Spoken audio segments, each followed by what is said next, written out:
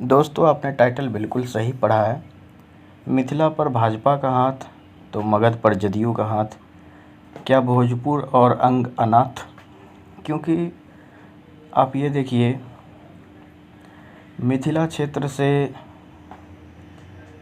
जब भाजपा को शानदार जीत मिली, वहीं मगध और भोजपुर से भाजपा को उतना अच्छा प्रतिक्रिया नहीं मिला और अंग क्षेत्र लगभग इक्वल था।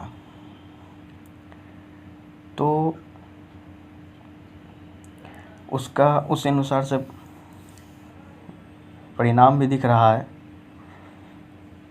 भाजपा के आते ही मिथिला का विकास बहुत तीव्र गति से हो रहा है और होना भी चाहिए। मिथिला में तमाम पेंडिंग प्रोजेक्ट्स निकल गए और जो नए प्रोजेक्ट्स भी मिथिला में आ रहे हैं।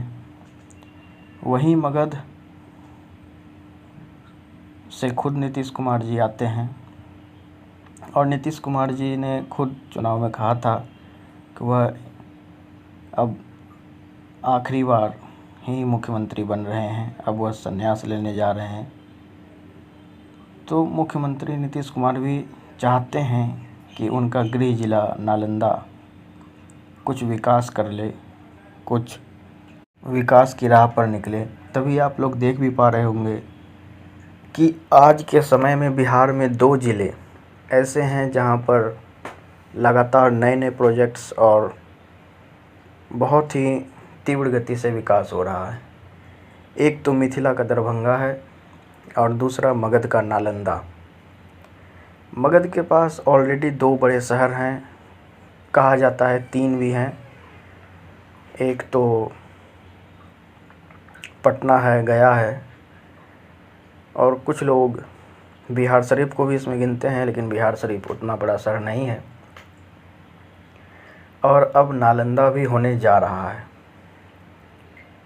तो मगध में भी विकास हो ही रहा है। मिथिला में तो केंद्र सरकार का ही हाथ है। लेकिन जो अन्याय भोजपुर और अंग क्षेत्र के साथ हो रहा है इस समय,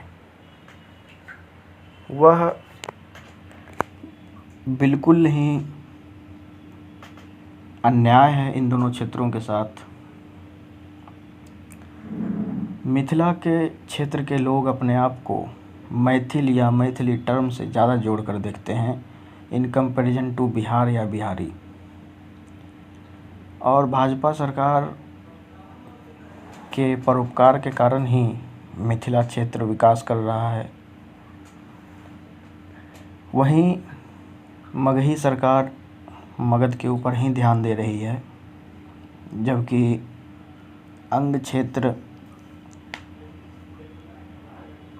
ने हर तरह के पार्टियों को बनाकर देखा, लेकिन कोई ख़ास इसका परिणाम मिला नहीं। भोजपुर क्षेत्र खुद भी, खासकर बिहार का, बहुत पिछड़ा हुआ क्षेत्र है, जहां चंपारण, आरा, छपरा और सासाराम, ये सभी क्षेत्र और ये सभी ज़िले बिहार के सबसे पिछड़े हुए क्षेत्रों में से जाने जाते हैं। वहीं अंग के पास, बिहार के अंग के पास भागलपुर को छोड़कर एक भी बड़ा शहर नहीं है, नहीं कोई एयरपोर्ट। बिहार के इन दोनों ही क्षेत्रों के पास एक भी राष्ट्रीय या अंतर्राष्ट्रीय एयरपोर्ट नहीं है। और जहां उत्तर प्रदेश का भोजपुर क्षेत्र विकास कर रहा है, गोरखपुर में मेट्रो बन रहा है, बनारस तो एक अलग ही दिशा में विकास की ओर बढ़ रहा है, लेकिन अंग प्रदेश जो कि झारखंड में है और जो बिहार में है, दोनों ही क्षेत्रों में कोई ख़ास विकास आपको देखने को नहीं मिलेगा।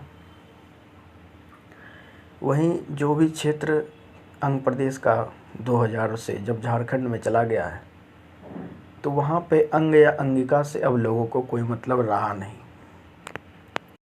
अब वो लोग झारखंड या झारखंडी टर्म से अपने आप को ज़्यादा रिलेट करके देखते हैं, क्योंकि मैं जो भी बात करता हूँ ग्राउंड रियलिटी पर बात करता हूँ, हवा में उड़ने वाली बात नहीं करता।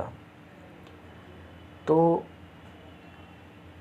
वहाँ पर तो अब लोगों की जो मानसिकता है वो अंग और अंगिका से बहुत दूर है। जब से झारखंड बना है, अंग और अंगिका की जो सेंटिमेंट्स है, जो अंग और अंगिका की जो अस्मिता है, वो झारखंड से लगभग समाप्त हो गई है। जो अंग और अंगिका की अस्मिता बची है वो केवल और केवल भागलपुर, बांका और कुछ हद तक खगड़िया और कटिहार में देखी जा सकती है।